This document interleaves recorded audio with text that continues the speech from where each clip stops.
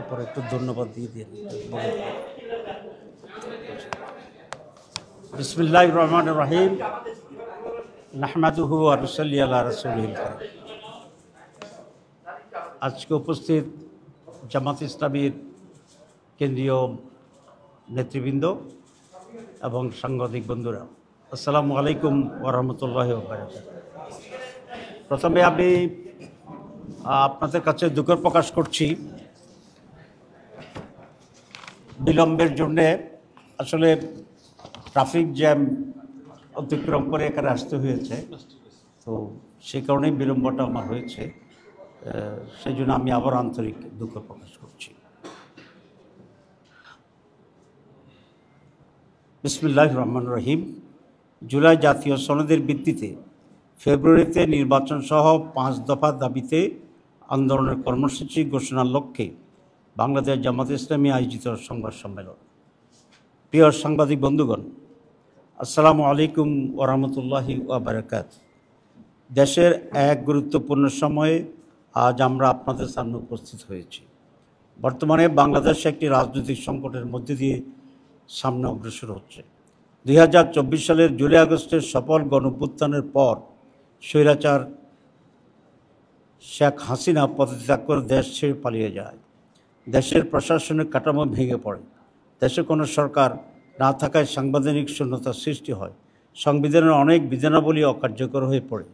এমনি পরিস্থিতিতে জনগণের অভিপ্রায়ের পরম অভিব্যক্তি ও জাতীয় ঐক্যমতের ভিত্তিতে অন্তর্বর্তী সরকার গঠিত হয়। এই সরকারের বৈধতার উৎস এবং ভিত্তি হচ্ছে সংবিধানের অনুচ্ছেদের সাথে বর্ণিত বিধানের জনগণের অভিপ্রায়। প্রিয় সাংবাদিক বন্ধুগণ, সংবিধানের ত্রুটি ও রাষ্ট্রের কাঠামোগত অবস্থার সুযোগে কর্তৃত্ববাদী শাসন, ভিন্নমত দমন, দুর্নীতি ও দলীয়করণের ফলে গোটা দেশ অকার্যকর হয়ে পড়ে। সাংবিধানিক প্রতিষ্ঠানসমূহ ধ্বংস হয়ে যায়। ফলে রাষ্ট্রের সব বিভাগের সংস্কার অপরিহার্য হয়ে ওঠে। অন্তর্বর্তী সরকার দায়িত্ব গ্রহণের পর রাষ্ট্রের প্রয়োজনকে সামনে রেখে জনগণের প্রত্যাশা পূরণের লক্ষ্যে গণহত্যার বিচার, রাষ্ট্র সংস্কার ও স্বৈরাচার ফিরে আসার সকল পথ রুদ্ধ করার প্রত্যয় নিয়ে কাজ শুরু করেন। গঠিত হয় বিভিন্ন সংস্কার কমিশন। কমিশনগুলোর সুপারিশের ভিত্তিতে জাতীয় ঐক্যমত্য কমিশন 166টি প্রস্তাবের ভিত্তিতে রাজনৈতিক দলসমূহের সাথে আলোচনায় মিলিত হন। দীর্ঘ আলোচনার পর 84 প্রস্তাব সিদ্ধান্ত আকারে গৃহীত হয়। অনেকগুলো প্রস্তাবের সাথে 2-1টি রাজনৈতিক দল ভিন্নমত পোষণ করায় অনেকগুলো গুরুত্বপূর্ণ সিদ্ধান্ত গ্রহণ করা সম্ভব হয়নি। প্রিয় সাংবাদিক বন্ধুগণ, সরকার ইতিমধ্যেই জুলাই জাতীয় ঘোষণা ও জুলাই জাতীয় সনদ প্রস্তুত করেছে। একটি বৃহৎ রাজনৈতিক দল হিসেবে বাংলাদেশ জামাত ইসলামী জুলাই জাতীয় ঘোষণা ও জুলাই জাতীয় সনদের প্রয়োজনীয় সংশোধনী সহ তাদের পরামর্শ সরকারের নিকট উপস্থাপন করে। জামাত ইসলামী বরাবরই জুলাই জাতীয় সনদকে আইনগত ভিত্তি দেওয়ার বিষয়ে জোরালো ভূমিকা পালন করে আসছে। জাতির ক্রান্তি লগ্নে ডক্ট্রিন অফ নেসেসিটি হিসাবে অতীতের বিভিন্ন নজির ও উদাহরণ তুলে ধরে জুলাই জাতীয় সনদের আইনগত ভিত্তির বিষয়ে জামাত ইসলামী বারবার তার সিদ্ধান্ত অবস্থান ব্যক্ত করে আসছে। আমরা মনে করি জুলাই জাতীয় সনদের আইনগত ভিত্তি প্রদান ব্যতীত ছাত্র জনতার রক্তের বিনিময়ে অর্জিত অভ্যুত্থান ও তার অর্জন ব্যর্থতায় পর্যবেসিত হতে পারে। প্রিয় সাংবাদিক বন্ধুগণ, ইতিমধ্যে জাতীয় সংসদ নির্বাচনের রোডম্যাপ নির্ধারণ করা হয়েছে। আমরা ঘোষিত রোডম্যাপ অনুযায়ী অবাধ, সুষ্ঠু, নিরপেক্ষ, ভয়ভীতিমুক্ত, গ্রহণযোগ্য নির্বাচনের লক্ষ্যে প্রয়োজনীয় পদক্ষেপ গ্রহণ করার আহ্বান জানিয়ে আসছি। আমাদের অতীত অভিজ্ঞতা অনুযায়ী কালো টাকার ব্যবহার বন্ধ, ভোট কেন্দ্র দখল, পেশি শক্তি প্রদর্শন ও ভোটের বিভিন্ন অনিয়ম ও অপতৎপরতা বন্ধ, কোয়ালিটি সম্পন্ন পার্লামেন্ট এবং দক্ষ আইন প্রণেতা তৈরি সহ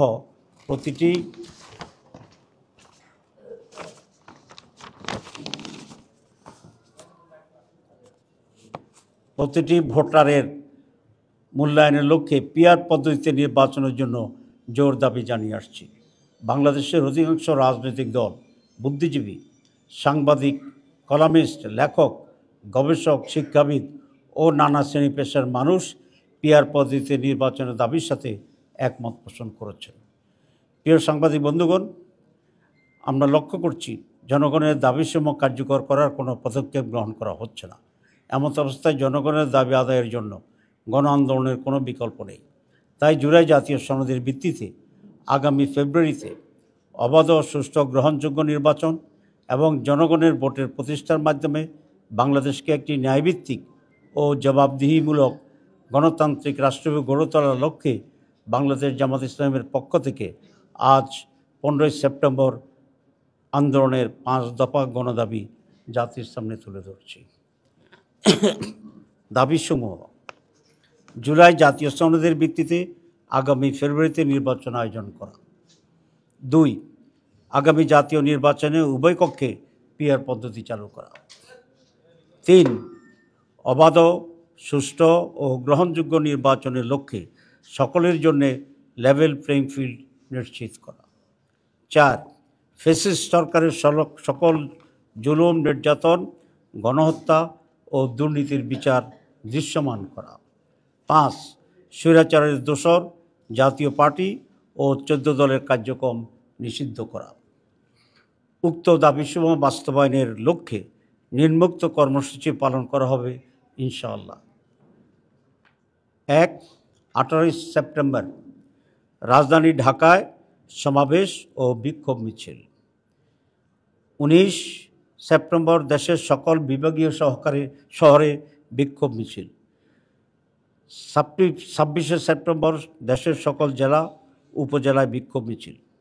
এইসব কর্মসূচি বাস্তবায়নের মাধ্যমে জনগণের দাবি আদায়ের লক্ষ্যে ঐক্যবদ্ধ হওয়ার জন্য আমরা দেশবাসীর প্রতি উদাত্ত আহ্বান জানাচ্ছি। আপনাদের সবাইকে ধন্যবাদ জানিয়ে আমার বক্তব্য শেষ করছি। ডাক্তার সৈয়দ আব্দুল মোহাম্মদ তাহের, সাবেক এমপি, নায়েবে আমির, বাংলাদেশ জামাত ইসলাম।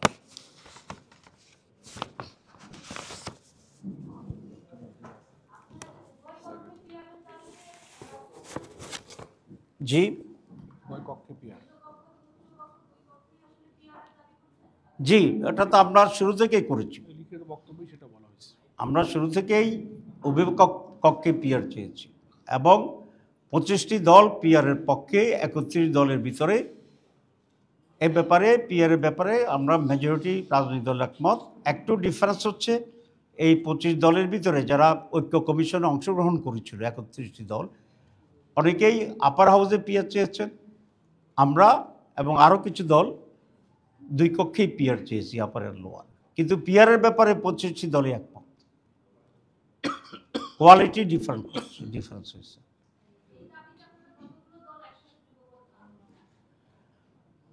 এই দাবিতে আমরা যারা পিআরের পক্ষে আছে সকলের সাথে আমরা আলাপ আলোচনা করছি এবং সকলেই যাতে এটা আদায়ের জন্য আমরা তো এখনও নেগোসিয়েশনে আছি, সরকারের কাছে মৌখিকভাবে বলছি, ছোটোখাটো দাবি জানাচ্ছি। যদি সরকার এই বিষয়ে কোনো সিদ্ধান্ত গ্রহণ না করে, আলাপ আলোচনার জন্য আমাদের আহ্বান না করে, তাহলে ধীরে ধীরে আমরা জনগণের পক্ষ হইয়া ময়দানে এটার প্রতিনিধিত্ব করব। কত মানুষ এটা চায় সেভাবে আমরা কর্মসূচি নিচ্ছি আস্তে আস্তে এবং সকলের সাথে আমাদের যোগাযোগ হচ্ছে।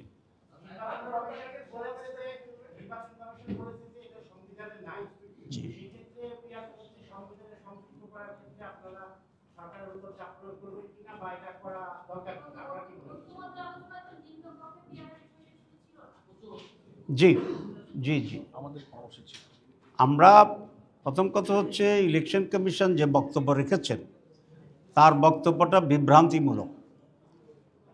এই কারণে যে আমাদের সংবিধানে প্রতি 5 বছর পর নির্বাচন হবে এই কথাটি লেখা আছে, কিন্তু কোন পদ্ধতিতে নির্বাচন হবে এই কথাটি লেখা নাই। এখন আমরা অতীতে একটা পদ্ধতিতে নির্বাচন করে আসছি এবং সেই হিসাবে এবারও সেই পদ্ধতির কথা বলেছি, কিন্তু এবার যে নতুন করে আমরা পিআরের দাবি করেছি, সুতরাং এখানে 2টি পদ্ধতির এখানে প্রপোজাল, একটা ট্রেডিশনাল পদ্ধতি, একটা পিআর পদ্ধতি। সুতরাং ইলেকশন কমিশন যে কথা বলছে যে ট্রেডিশনাল পদ্ধতিতে নির্বাচন করা, এটাও সংবিধানে নেই।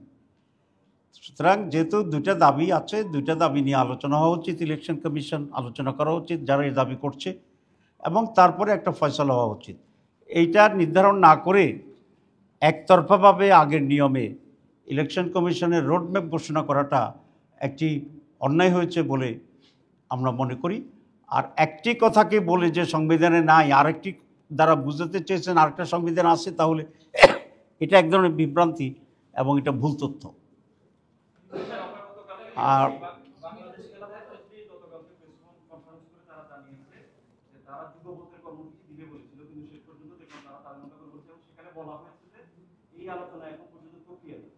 গতকালকে তারা যে কর্মসূচি ঘোষণা করেছে আপনাদের একই সময়ে একই দিনে কর্মসূচি, এই বিষয়টা বলবেন যুগপথের কর্মসূচিটা আপনারা কবে থেকে একটু আমি এর সাথে একটু যোগ করতে পারব না, সেটা হচ্ছে আপনারা বলছেন যে 7 থেকে 8টা দল হতে পারে।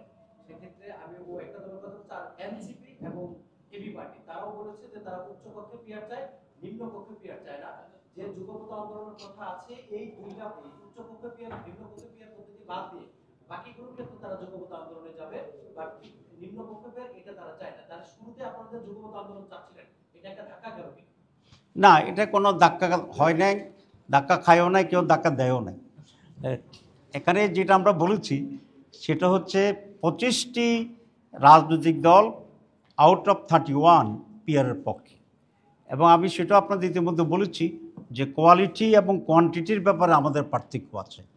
কিছু দল পূর্ণ 2 কক্ষে চায়, কিছু দল আপার কক্ষে চায়, কিন্তু পিয়ার চায়। আমি আবার রিপিট করলাম। এখন যে কথাটা বলেছেন, যারা পিয়ার চায় তাদের সকলের সাথে আমরা যোগাযোগ করছি, যদি সরকার স্বাভাবিকভাবে না করে, যাতে আমরা আন্দোলনে এই দাবিতে এক হইতে পারি। তো আমরা সেভাবে কাজ করছি। কতগুলো দল, যুগপথ, এসব বিষয়টি এখনও আমরা নির্ধারণ করিনি। যারাই এখন ইতিমধ্যেই এই নিয়ে কর্মসূচিতে একমত হয়েছেন, আমরা তাদের মতো করি, প্রত্যেকে তার নিজ নিজ জায়গা থেকেই তারা কর্মসূচি করছে।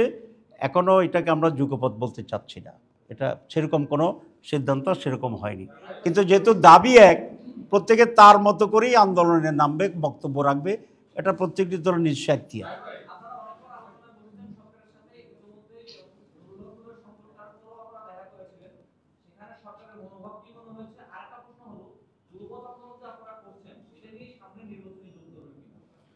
আমি তো বলেছি যে যুগপথ আন্দোলনটিও এখন আমরা সেভাবে মেনশন করছি না।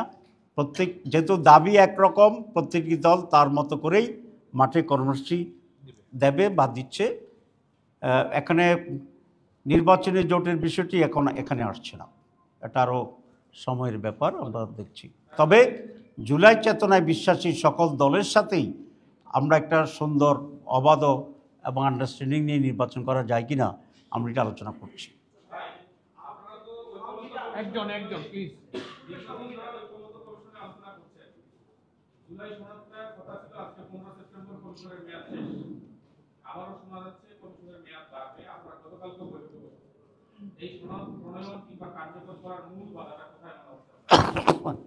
আসলে এই কমিশন এত শক্তিশালী, মরতে গিয়েও আবার বাইসে যায়। কয়েকবারে তাদের টাইম শেষ হয়েছে, আবার কয়েকবারে এক্সটেনশন হয়েছে। গতকালও তাদের টাইমকে আরও এক্সটেন্ডেড করা হয়েছে। এটা সকলের ঐকমত্যের ভিত্তিতেই সেটা হচ্ছে। জুলাই সনদের ব্যাপারে বিরোধিতা 2 ধরনের আছে। একটা হচ্ছে কিছুটা পলিটিক্যাল বিরোধিতা আছে, আর একটা হচ্ছে আইনগত বিষয়টি নিয়ে এখনও একটা আলোচনা হচ্ছে। পলিটিক্যাল বিরোধিতার কারণেই আইনগত বিষয়টাও কিছুটা জটিলতা তৈরি হয়েছে। কারণ আপনারা জানেন, যে কোনো সিদ্ধান্ত যেটা স্পষ্টভাবে উল্লেখ থাকে না কনস্টিটিউশনে বা অন্যভাবে, সেটা যদি মেজর রাজনৈতিক দল একমত হয়ে যায়, তাহলে এটা বাস্তবায়ন করার নজির আমাদের দেশে আছে, এবং পরে এটা রেটিফাই করার সেই নজিরও আমাদের এখানে আছে। যেমন 91 সালে বিচারপতি শাহাবুদ্দিন যে কেয়ারটেকার সরকার প্রধান হয়েছিল, এটা কিন্তু সংবিধানে ছিল না। যেহেতু রাজনৈতিক দলগুলো একমত ছিল, এটা খুব স্মুথলি সবাই গ্রহণ করেছে। উনি ইলেকশন করেছেন, একটা ভালো ইলেকশন করেছেন। উনি সুপ্রিম কোর্টের বিচারপতি ছিলেন, কেয়ারটেকার সরকারের প্রধান হিসাবে। আবার হি অ্যাগেন ব্যাক টু দি বিচারপতি, সুপ্রিম কোর্টে গেছেন। এগুলা কোনোটাই কিন্তু আইন এবং সংবিধানের কোনো ধারায় এটা কাভার করে না, এবং এটা একটা ব্যতিক্রম ছিল চাকরিতে থেকে আবার 2টা কেয়ারটেকার হওয়ার জন্য। তো সব কিছু সম্ভব হয়েছে কিভাবে? আমরা সকল রাজনৈতিক দল এক হয়েছি, মানে জনগণ এক হয়ে গিয়েছিল। People's opinion is the supreme law, আপনি এটা জানেন। তো এখনও রাজনৈতিক ঐকমত্য থাকলে সব কিছুই এখানে বিধি পাওয়া যায়, আইন পাওয়া যায়, সংবিধান সংশোধন পাওয়া যায়, সব কিছু হয়। আনফর্চুনেটলি আমরা সব রাজনৈতিক দলগুলো এখনও এই বিষয়ে একমত হতে পারি নাই, বিধায় কিছুটা ডিলে হচ্ছে, জটিলতা তৈরি হচ্ছে। কিন্তু আমরা 5টি প্রস্তাব দেওয়া হয়েছে যে এক্সপার্ট কমিটির সাথে আমাদের যে এনসিসি ন্যাশনাল কনসেনসাস কমিটি বসেছিলেন, বারবার বসেছিলেন, এবং রাজনৈতিক দলগুলোর কাছ থেকেও কিছু প্রস্তাব গিয়েছে, সব মিলিয়ে 5টি। এর ভিতরে প্রোক্লেমেশন আছে, গণভোট আছে, তারপরে কনস্টিটিউশনাল অর্ডার আছে, এরপরে গণভোট আছে, এরপরে আপনার এই অধ্যাদেশ, প্রোক্লেমেশন বলছি, এটা অধ্যাদেশ আছে, তারপরে কনস্টিটিউশন করার জন্য যে ভোট আছে সেটা আছে, যেটাকে বাংলায় গণভোট করা হচ্ছে।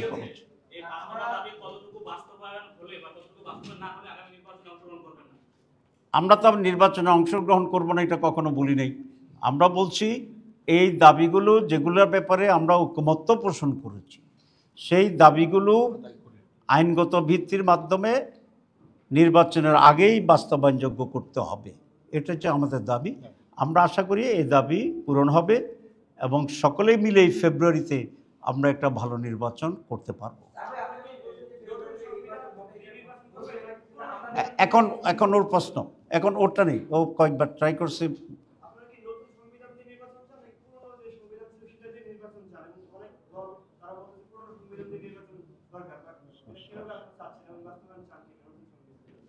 আসলে আমরা তো বলে দিয়েছি, আমরা বলছি জুলাই চার্টার যেটা হয়েছে সেগুলোকেই এখন আমরা আইনগত ভিত্তি দিয়ে তার ভিত্তিতে নির্বাচন চাচ্ছি। সুতরাং এই জবাবের ভিতরে তোমার প্রশ্নের জবাব আছে।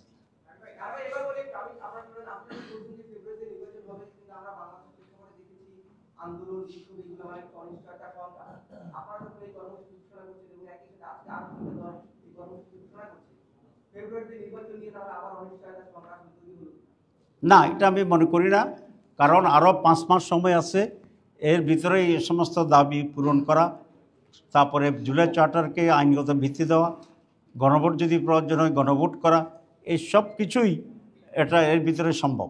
এগুলো করেই আমরা ফেব্রুয়ারি নির্বাচনে অংশগ্রহণ করব ইনশাআল্লাহ।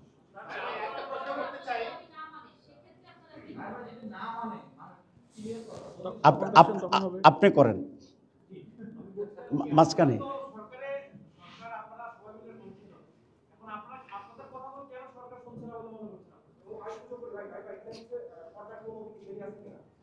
আচ্ছা, প্রথম কথা হচ্ছে আমরা সরকার অংশীজন নই, আমরা একটি দেশের বৃহত্তর রাজনৈতিক দলকে প্রতিনিধিত্ব করি।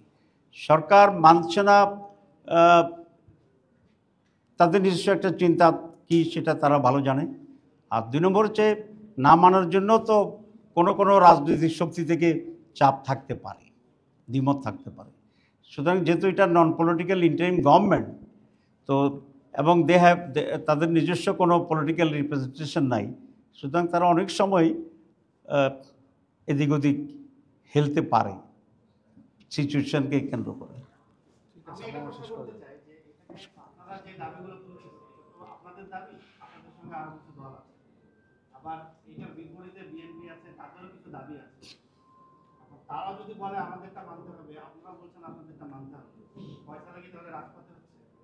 না, এটা অন্য কোনো দলের যদি দাবি যৌক্তিক হয় তাহলে আমি সরকারকে কাছে দাবি করব তাদের দাবি মেনে নেওয়ার জন্য। আর আমাদেরটা যদি যৌক্তিক হয় তাহলে সরকারকে এটাও মানতে হবে। তো যৌক্তিক সকল দাবি মেনে ফেব্রুয়ারিতে নির্বাচন করতে বাধা কোথায়? যৌক্তিকটা যুক্তি নির্ভর করবে। জি,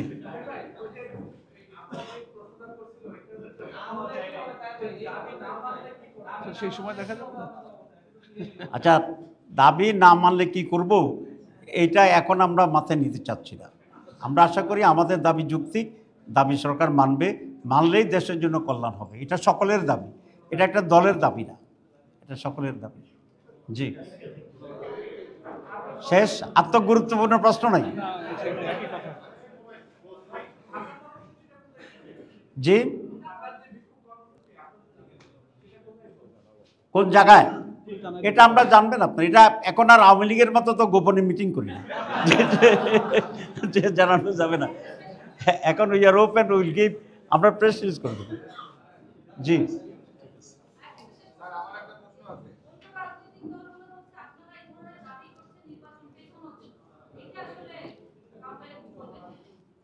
জি, কারা অন্য রাজনৈতিক দল বলতেছে নির্বাচন পিছানোর জন্য আমরা দাবি করতেছি, তো এটা তাদেরকে জিজ্ঞেস করেন কি প্রমাণ ওদের কাছে আছে। আমার কথা যদি তারা বলে দিতে পারে তো তাহলে তারা আমার দলে যোগ দিলে ভালো। জি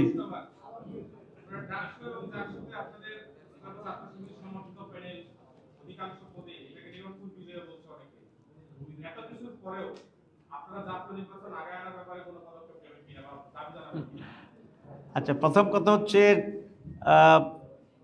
প্রশ্নটি করার জন্য আপনাকে ধন্যবাদ। দুই, আমি ঢাকা বিশ্ববিদ্যালয় এবং জাহাঙ্গীরনগর বিশ্ববিদ্যালয়ের অত্যন্ত সচেতন মেধাবী ছাত্রছাত্রীদেরকে অভিনন্দন জানাই, শিক্ষকদেরকে অভিনন্দন জানাই, কর্মচারীদের অভিনন্দন জানাই বাংলাদেশ জামাত ইসলামের পক্ষ থেকে। দীর্ঘ 15 বছর পরে দেশের দুইটি বড় শীর্ষ শিক্ষা প্রতিষ্ঠানে যে নির্বাচন অনুষ্ঠিত হয়েছে, জনমনে অনেক আশঙ্কা ছিল, বিভ্রান্তি ছিল।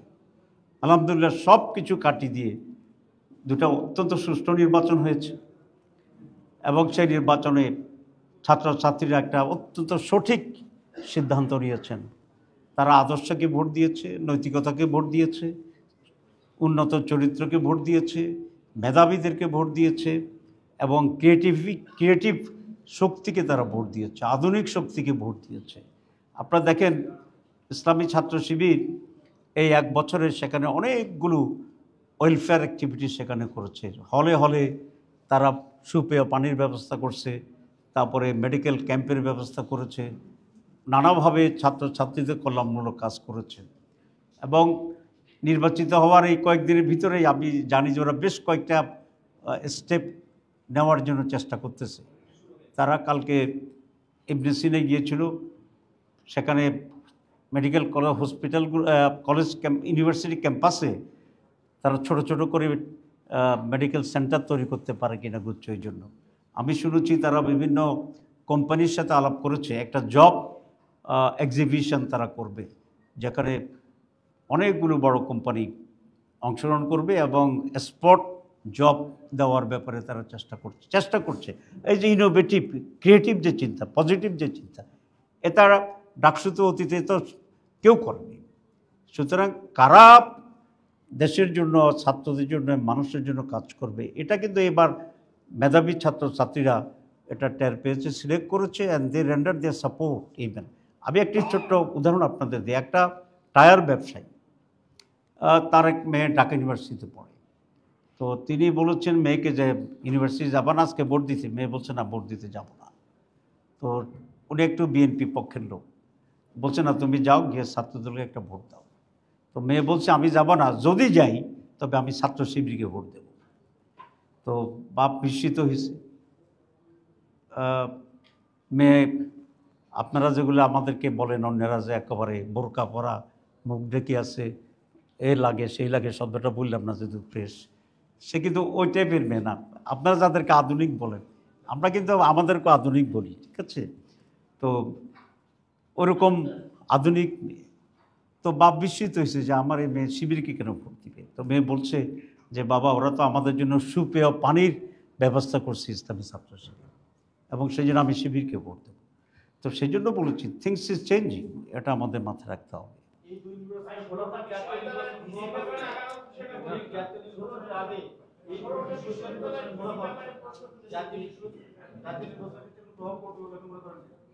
আপনি কি মনে করেন? আমি বলবো আমারটা, আপনারটা একটু শুনুন। আপনি কি মনে করেন ঢাকা ইউনিভার্সিটি ডাকসুর মতো জায়গায় 3 গুণ বেশি ভোট পেয়ে তিনটা রেকর্ড হয়েছে ঢাকা ইউনিভার্সিটি? জি, এটা জামাত ইসলামীর আমির অ্যাপয়েন্টমেন্ট দিছে। আমি এরপর ব্যাখ্যাটা করি। দাঁড়াও, আজকে আজকে আমি 1 ঘন্টা তোমাদের সময় দেবো সব প্রসেস হবে। আচ্ছা, ইউ ওয়েট। প্রথম কথা হচ্ছে বাংলাদেশের প্রাইভেট ইউনিভার্সিটি কত? 100-র উপরে। 100-র উপরে। আমি যদি ধরে নিই 16টা জামাত ইসলামীর লোক, যদি ধরে নিই, তার বাকিটা কাদের লোক? আচ্ছা, এখন আমার কাছে 10টা পাখি আছে, আপনি শুধু বললেন যে একটা পাখি উনি নিয়ে গেছে, আর 9টা কোথায় নিচ্ছে এটা আপনি বললেন না। এগুলো হচ্ছে এক ধরনের প্রোপাগান্ডা। জামাত ইসলামীর যদি তারা বিসি হয়, তারা তাদের যোগ্যতার বলে হয়েছে, যদি হয়, আমি জানি না কারা কারা 10 জন জামাত ইসলামীর বিসি।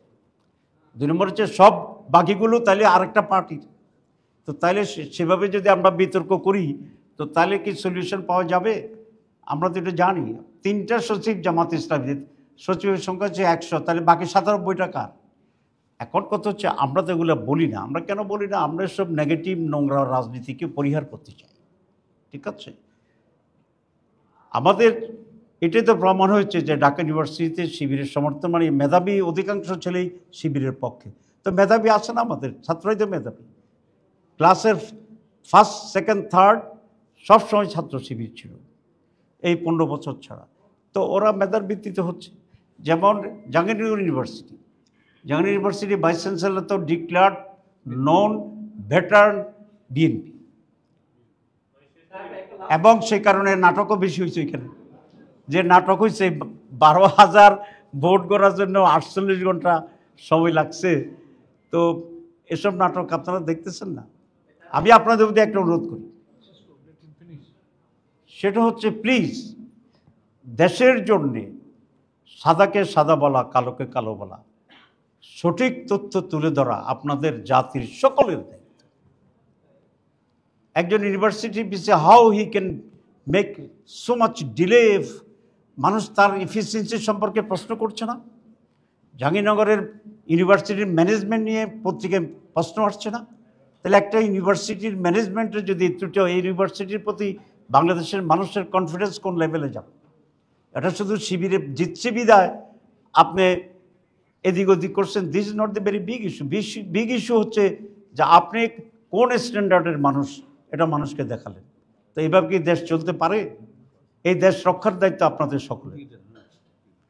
শুধু জামাত ইসলামী ছাত্র শিবিরের লোকেরা পুরো দেশকে ঠিক করবে এটা হইতে পারে না, দায়িত্ব হইতে পারে না। আমি অন্যতম প্রধান একটি পত্রিকার সম্পাদককে বলেছি যে ভাই, আমাদের আপনি পছন্দ করেন না করেন, this is your personal matters, I don't like to interfere, but বাংলাদেশের জন্যে এখন প্রয়োজন আপনাদের সকলকে কারে ঠেকাবেন, কারে উঠাবেন, এই রাজনীতি পলিসির বাইরে দেশ রক্ষা করবেন, এটা হওয়া উচিত আর কি এখানে। এবং এই মেসেজ আমাদের জন্য, আপনাদের জন্য। জি,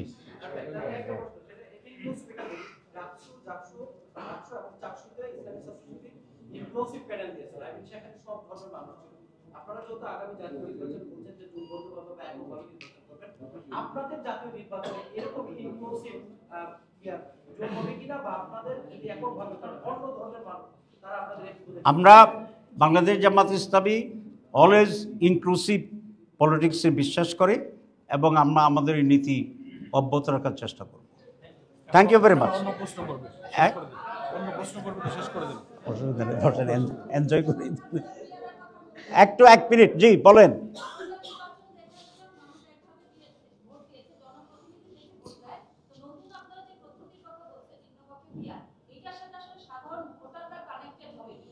আসলে দেখেন, জি জি জি জি বসেন বসেন। পিআর আর নর্মাল ইলেকশন সেম। পিআরে যে প্রেসিডেন্ট অফিসে থাকবে, নর্মাল ইলেকশন সেই প্রেসিডেন্ট অফিসে যে বুথ থাকবে সেই বুথ থাকবে। ব্যালট আগে থাকতো ব্যক্তি ক্যান্ডিডেটদের নামে, এখন ব্যালট থাকবে দলের নামে। সুতরাং এই ভোট দিতে কোনো জটিলতা নাই, সহজ ইস্যু। সেকেন্ড প্রশ্নটা আপনার গুরুত্বপূর্ণ। প্রথমটা হচ্ছে জনগণ অভ্যস্ত 71% তো পিআরের পক্ষে স্টাডিতে আসছেই। সেকেন্ড প্রশ্নটা গুরুত্বপূর্ণ যে প্রত্যেকটা কনস্টিটিউয়েন্সির ক্যান্ডিডেটকে দেখেই জনগণ ভোট দেয়। অনেকে যে স্লোগান দেয় ভোট দিবে 14 গ্রাম, এমপি হবে 20 গ্রাম। আচ্ছা, এইগুলো বিভ্রান্তিকর। পিআরের 8টা পদ্ধতি আছে সারা বিশ্বে। এর পদ্ধতিতে জার্মানিটাকেই আমার কাছে অধিকতর ভাইবল মনে হয়। সেখানে 2 ধরনের ইলেকশন হয়, একটা যে কনস্টিটিউয়েন্সি ইলেকশন হয়, আবার পিআর ইলেকশন হয়। প্রত্যেক জায়গার প্রতিনিধি থাকে, আর পিআরও একটা নাম্বার ইলেক্টেড হয়। হলে ওই পার্লামেন্টারি নির্বাচনে যে অংশটা জিতে তার সাথে পিআরের প্রপোর্শনটা সে যোগ হয়। This is one system available. 2 নম্বর আরেকটা সিস্টেম আছে ডিস্ট্রিক্ট ওয়াইজ পিআর। আপনার ন্যাশনাল ভোটে আবার ডিস্ট্রিক্টে সিলেকশনের একটা পদ্ধতি আছে। সুতরাং কুমিল্লারতে যে ভোট হবে, কুমিল্লার এমপিরা সেখানে ইলেক্টেড হইতে পারবে, in addition to the national decision. 2 রকম। তো এগুলো তো সাধারণ ভোটারদের কোনো ইস্যু না, এই ইস্যুটা হবে যারা ডিস্ট্রিবিউশন করবে, উপরে ডিসাইড করবে তাদের ইস্যু। সুতরাং জনগণের ভিতরে পদ্ধতিগত জটিলতা এখানে থাকবে না। তো ঠিক আছে, সবাইকে ধন্যবাদ। জি, আসসালামু আলাইকুম। কপিগুলো দিয়ে দাও। আপনি তো পুরো লিখিতটাই করছেন। না ঠিক আছে, পড়ছি পরে না যেটা পড়েছে ওটা দিয়ে দিও। দিয়ে আচ্ছা দিয়ে দাও। আর প্রশ্নোত্তর তো আলাদা হবে। দিয়ে দাও। ওই কনস্টিটিউশনাল জায়গাটা আসতে পারলে ভালো হতো, শুধু যেখানে তোমরা আইনি ভিত্তি বলছে তো করছেন হ্যাঁ। আচ্ছা এটা দেওয়ার ক্ষেত্রে অ্যাসাইনমেন্ট চেঞ্জ হয়েছে তো আছে আছে